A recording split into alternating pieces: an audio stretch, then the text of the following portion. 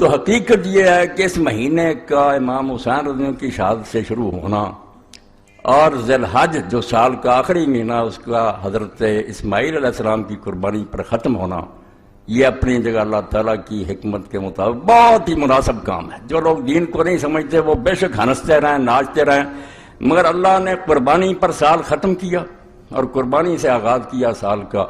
تاکہ اہل اسلام کو پتہ لگے ہوشیار کے برہ دمے تیغست قدمرا، کہ اے اللہ کے نیک بندو ہوشیار ہو جاؤ کہ تمہارے قدم جس راستے پر ہیں وہ تلوار ہے، تلوار پر چل رہے ہو۔ جانیں قربان کرنا، اپنی جان اللہ کے دین کے لیے بیچ دینا،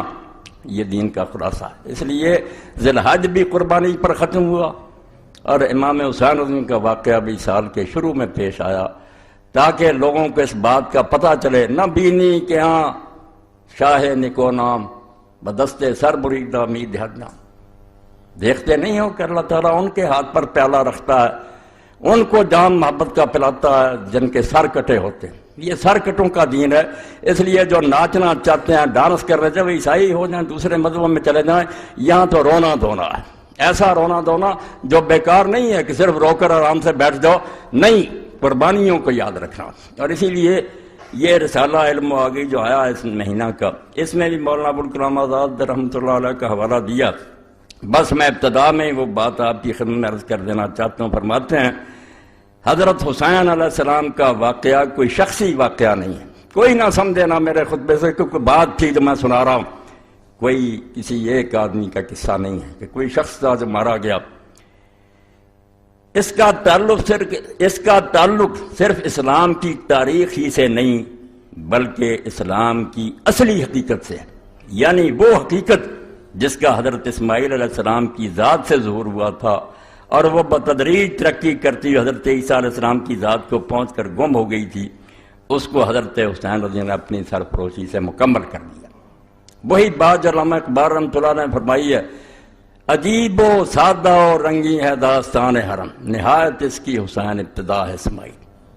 حرم کی ساری کہانی کیا ہے؟ جب بنیاد رکھی جا رہی تھی اسماعیل علیہ السلام کے گلے پر چھری،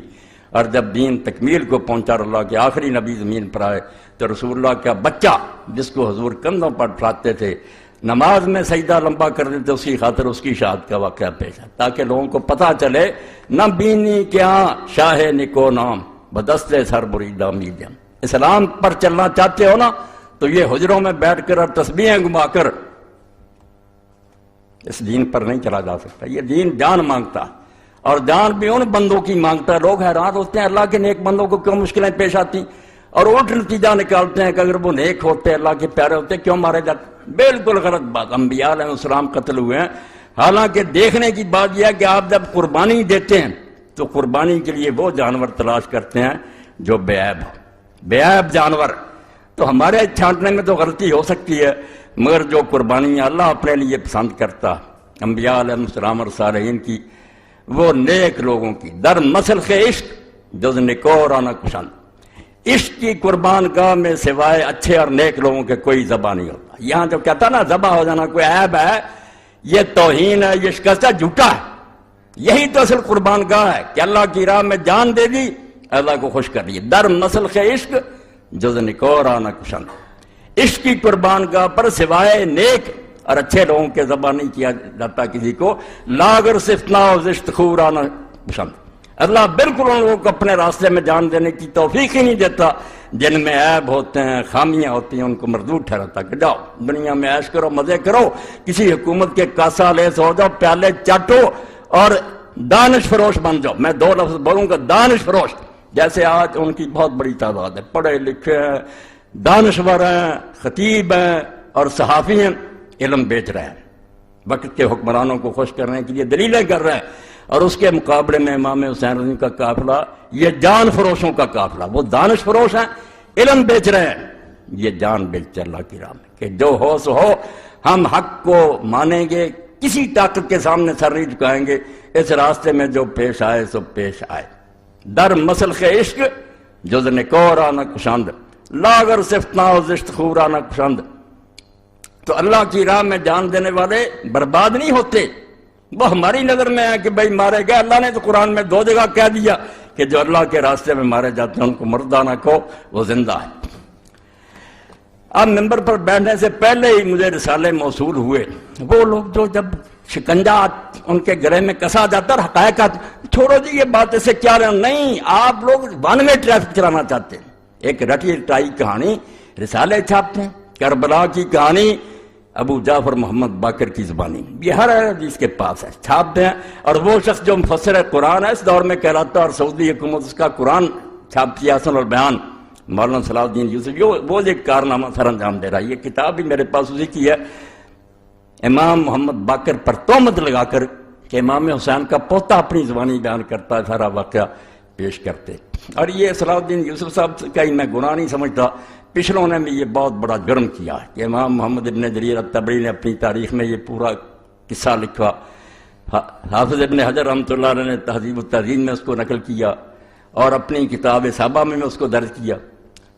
اب ایک شخص کہتا ہے جب امام محمد باقر جو زین العابدین کے بیٹے وہ سنا رہا ہے کہ حسین رضی اللہ عنہ کو بہت لوگوں نے روکا مگر وہ باز نہیں آئے، راستے میں جب ان کو پتا چلا کہ مسلم ابن عقیل شہید کر دیے گئے ہیں تو انہوں نے لوٹنے کا ارادہ کیا، چچا زاد بھائیوں نے ضد کی کہ نہیں ہم تو انتقام لے کے لوٹیں گے، اس لیے امام حسین بھی مجبور ہو گئے کہ تمہارے بغیر تو کوئی مزہ نہیں زندگی کا، ان کی ضد کی وجہ سے آگے چلنا پڑا۔ اور بعد میں جا کر وہاں منت سماجت کرتے رہا کہ 3 شرطیں مجھے یزید کے پاس بھیج دو، بھائی میں اس کے ہاتھ میں ہاتھ رکھ دیتا ہوں۔ یہ کہانی یہ لوگ لکھ کر اور امام محمد باقر کا نام لے کر شائع کرتے ہیں۔ اب ہر شخص کہتا ہے یار جب ان کی پوتے کہہ رہے ہیں تو حقیقت اس جہاد کی کچھ بھی نہیں، یہ کہہ دیں آپ نادانی اور بے وقوفی سے مارے گئے ہیں، ورنہ اس کا کوئی جہاد سے تعلق ہی نہیں، نہ یہ کوئی شہادت ہے۔ وہ تو جان بچانا چاہتے تھے، کہتے لے چلو مجھے، میں یزید کے ہاتھ میں ہاتھ رکھ دیں۔ یہ سب باتیں آپ پڑھتے بھی ہیں، سنتے بھی ہیں، اور تاریخ جو ہے زیادہ سے زیادہ مہربانی کرتی ہے کہ کوفہ کے کچھ لوگ سے بے ایمان اور بددیانت انہوں نے امام حسین رضی اللہ عنہ کو خط لکھے، امام ان کے ورگ میں آ گئے، ان کے دھوکے میں آ گئے، بعد میں راز کھلا کہ یہ تو سب مکار اور فریبی ہیں، پھر آپ پچھتاتے رہے۔ نتیجہ کیا نکلا؟ کچھ بھی کہ امام حسین رضی اللہ عنہ انہوں نے نتیجہ یہ نکالا پوری کتاب میں رسومات محرم الحرام اور سانح کربلا کہ امام صرف فوت ہوئے ہیں ایک اپنی ناجائز غرور اور گھمنڈ کی وجہ سے کہ سمجھتے تھے میں رسول اللہ کا نواسا ہوں اس لیے بہتر ہوں، یہ نسلی غرور ان کو لے ڈوبا۔ میں یہ کتاب آپ کے سامنے پیش کر رہا ہوں، لے کر پڑھیں، اور یہ ہر مولوی کے پاس ہے، جتنے نا اہل حدیث علماء سب کے پاس یہی ہے، اسی کو رٹے طوطے کی طرح دہراتے رہتے ہیں، کسی کو توفیق نہیں کہ نکال کر دیکھے کہ یہ باتیں کوئی صحیح نہیں ہیں۔ تو امام حسین رضی اللہ عنہ جی کہتے تھے کہ مجھے لے چلو میں بیعت کر لیتا ہوں، مگر دوسری بات جو بے وقوفی کی وہ عبید اللہ بن زیاد نے کی کہ اس نے ضد کی کہ پہلے میرے ہاتھ پر بیعت کرو پھر دمشق لے کر جاؤں گا، تو امام نے خام خواہ ایک ناجائز بات کہی کہ نہیں تیرے ہاتھ گورنر پر بیعت نہیں کروں گا، وہاں میں کروں گا۔ صرف اتنی بات پر عبید اللہ کہنے لگا نہیں آئینی بات ہے، میں گورنر میرے ہاتھ پر، یعنی یہ امام حسین رضی اللہ عنہ کو ایک احمق،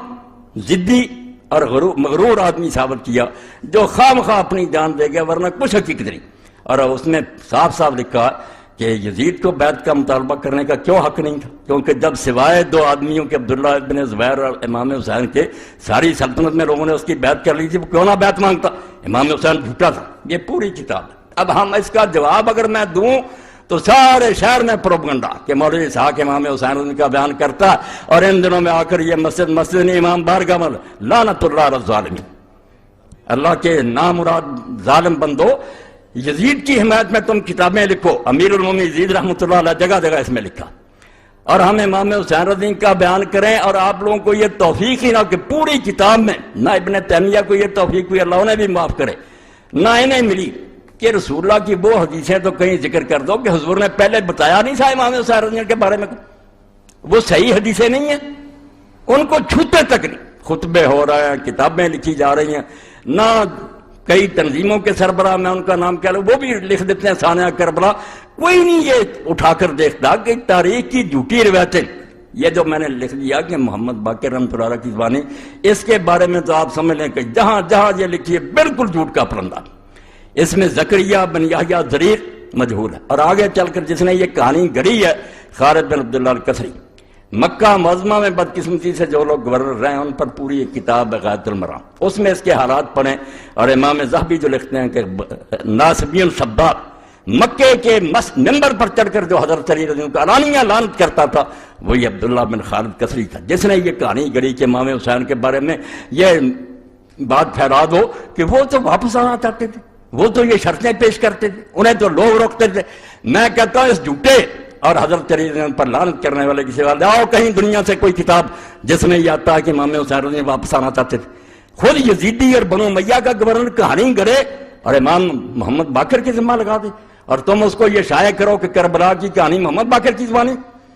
محمد باقر رحمۃ اللہ علیہ نے ان میں سے کوئی بات نہیں کہی، یہ سب جھوٹی باتیں۔ میں نے 2 راوی جو ہیں ان کے نشان دے دیے، اصل سند جو ہے وہ تبری میں جہاں سے پتہ چلتا، باقی انہوں نے بلا سند کے نقل کر دیا نا کیسا ایسا،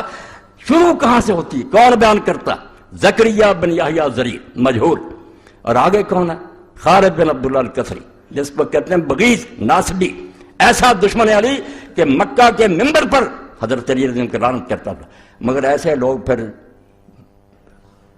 ان کو اللہ تعالیٰ معافی نہیں دیتا۔ آخر میں خود بنو امیہ نے اسے معذور کیا، اور جس برے طریقے سے اس کو پھر کوڑے لگائے اگر سزائیں ملی وہ تاریخ کا ایک حصہ وہ پڑھنا چاہیے کہ ظالم کی گرفت کیسے ہوئی۔ پھر اس کی کہانی لیے پھر تو دشمن اہل بیت کی کہ امام محمد باقر نے یہ کہا۔ تو اللہ کے لیے توبہ کرو، حدیث کی کتابوں کی طرف رجوع کرو۔ حسین رضی اللہ تعالیٰ عنہ پاگل تھا اور کسی ظالم نے آج تک نہیں کہا، اور یہ بات جو ہے اس کو بیان نہیں کیا کہ کوفہ بلانے والے تھے کون؟ امام حسین رضی اللہ عنہ بچہ تھا جو لوگوں کے بلانے پر چلا گیا، جو اٹھتا کہ کوفہ والوں نے بلایا اور بعد میں انہوں نے پورا نہیں کیا۔ ظالموں شرم کرو، وہ بلانے والا وہ جو امیر معاویہ رضی اللہ عنہ اس کے پاسن بھی نہیں، حضرت سلیمان بن سرد رضی اللہ عنہ کو کہتے ہو کہ وہ جھوٹا تھا۔ 5 آدمی ہیں جنہوں نے پہلا خط لکھا اور اپنے گھر میں جس نے دعوت دی لوگوں کو بلایا کہ اللہ نے ایک طاغوت سے ہماری جان چھڑائی اور ایک دوسرا ظالم مسلط ہو گیا، آؤ حسین کو کھڑا کرو اور اس کا ساتھ دو، ان ظالموں سے جان چھڑائی۔ وہ خط پڑھو اس کا صحابی کا، امیر معاویہ رضی اللہ عنہ کا پتہ لگے کہ وہ صحابی کیا سمجھتے تھے کہ ایک طاغیہ اور طاغوت مرا اور ایک اور مسلط ہو گیا ہماری گردنوں پر، حضرت سلیمان بن سرد خزائی۔ اور بعد میں اس نے کیسے نبھایا؟ اگر اور توفیق نہیں تو البدایہ والنہایہ امام ابن کثیر کی اٹھا کر دیکھ رہو، اس کی شہادت کا واقعہ پڑھو کہ کس طرح اس نے ان ظالموں سے بدلہ لینے کے لیے بعد میں پھر لوگوں کو جمع کیا کہ ہم وقتی طور پر ٹھیک ہے اب دب گئے۔ عبید اللہ ابن زیاد نے دھوکے سے شہر پر قبضہ کر لیا، کرفیو نافذ کر دیا، ہمارے لیڈر گرفتار کر لیے، ہم مدد نہیں کر سکے امام حسین رضی اللہ عنہ کی، مگر یہ الزام ہم پر آ گیا کہ ہم نے بلایا تھا۔ بالکل صریح جھوٹ ہے، کوفہ والوں نے کوئی دھوکہ نہیں کیا، ان میں سے کوئی جھوٹا نہیں تھا، وہ سارے امام حسین کے رضی اللہ تعالیٰ عنہ کے وارث کے فدائی تھے۔ اور حضرت سلیمان ابن سرد رضی اللہ صحابین جلیلا نبیذا فاضلا، جن کی شہادت کے واقعات لکھا اور امام نے لکھا کہ شہید ہو گیا، اللہ ان پر بے شمار رحمتیں کرے، اس کو ظالموں بدنام کرتے کہ جھوٹا تھا اور بڑھا دیا تھا، بدلہ لینے کے لیے اٹھا۔ اس تحریک کو توابون کی تحریک کہتے ہیں۔ 4000 آدمی کربلا میں گئے، امام حسین رضی اللہ عنہ کی قبر پر عہد کیا کہ یا بدلہ لیں گے ان ظالموں سے یا اپنی جانیں دے دیں گے۔ عبید اللہ زیاد کے ساتھ پھر مر گئے، بیچارے مارے گئے، شہید ہو گئے۔ بعد میں بدلہ جس کی قسمت میں تھا، مختار ابن ابی بیضہ سکھی، اس نے ایک ایک کا صفایا کیا، شمر اور ابن زیاد سارے جتنے اس کے ہاتھ سے مارے گئے۔ مگر یہ حضرت سلیمان ابن سرد اور ان کے ساتھی جتنے بلانے والے تھے یہ عین الوردہ کے مقام پر شہید ہوئے، اپنی جانیں انہوں نے دے دی، اپنا وعدہ نبھا دیا۔ تو جھوٹ اتنا پھیلایا گیا کہ جس کا جی چاہتا وہ کہانی چھوٹی سی بیان کر دیتا ہے